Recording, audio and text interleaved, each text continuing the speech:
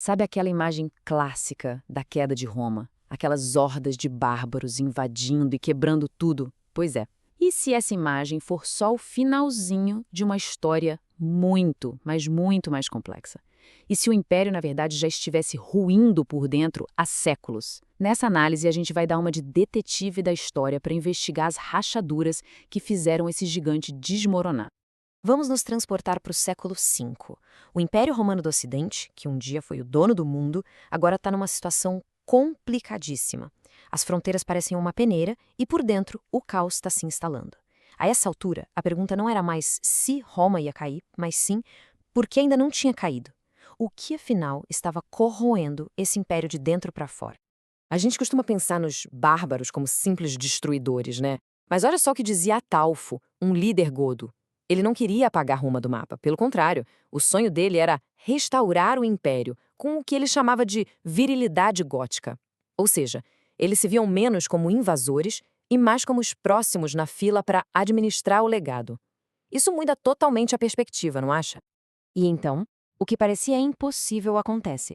No ano de 410, os visigodos, liderados por Alarico, saqueiam Roma. Pensa bem, por 800 anos a cidade eterna era considerada intocável. De repente, essa sensação de segurança, puf, desapareceu. O choque não foi só militar, foi um baque psicológico. Se a própria Roma podia cair, o que no mundo ainda estava seguro? E é exatamente essa a pergunta que vai guiar a nossa investigação. Os bárbaros foram a causa da morte ou foram só os coveiros que chegaram para enterrar um corpo que já estava frio?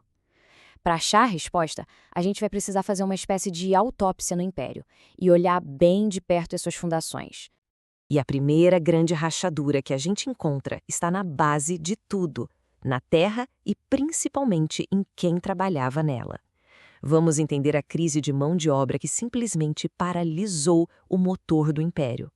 Pensa no Império Romano como um motor que funcionava com um combustível bem específico: a conquista. Cada nova conquista trazia mais terras, mais prisioneiros de guerra e, consequentemente, mais escravos para trabalhar na agricultura. Só que uma hora as conquistas pararam. As fronteiras se estabilizaram. E aí, o combustível acabou. Sem novos escravos, a produção agrícola começou a despencar. A crise era real. A solução desesperada do Império foi uma gambiarra chamada colonato. Na teoria, os coloni eram agricultores livres que arrendavam a terra. Só que na prática, a lei os prendia àquele pedaço de chão. Eles não podiam sair. E os filhos deles também não. Legalmente não eram escravos, mas a liberdade deles era, para dizer o mínimo, uma ficção. E no dia a dia, o que estava no papel importava muito pouco. A linha que separava um escravo de um colono foi ficando cada vez mais borrada, quase invisível. No fim, os dois estavam presos na mesma terra, servindo ao mesmo senhor e vivendo a mesma vida de trabalho pesado e sem muita esperança. Mas como isso aconteceu? A resposta está nos impostos. Os colonos simplesmente não conseguiam pagar o que deviam ao Estado. Então, eles se endividavam com o dono da terra. E essa dívida virava uma corrente invisível que prendia não só eles, mas gerações inteiras da família àquela propriedade. Na prática, eles viraram servos. O campo romano estava aos poucos se tornando feudal. E claro, essa crise gigantesca no campo causou um efeito dominó que foi bater lá no coração do poder, o tesouro do império. A decadência social levou, sem escalas, ao colapso financeiro do Estado. Enquanto a grande maioria dos camponeses afundava em dívidas e servidão, uma pequena elite, os latifundiários, acumulava propriedades gigantescas, algumas do tamanho de pequenos países. Esses super ricos criaram verdadeiros feudos dentro do império, com direito a exércitos particulares e um poder que batia de frente com o do próprio imperador. Quer saber a receita de como falir o império? Primeiro, os super ricos usam todo o seu poder para não pagar impostos. Com suborno, ameaças, eles simplesmente sangram o tesouro do Estado. E um Estado sem dinheiro não consegue pagar soldados. E sem soldados, não existe defesa. A sonegação da elite estava literalmente desarmando Roma.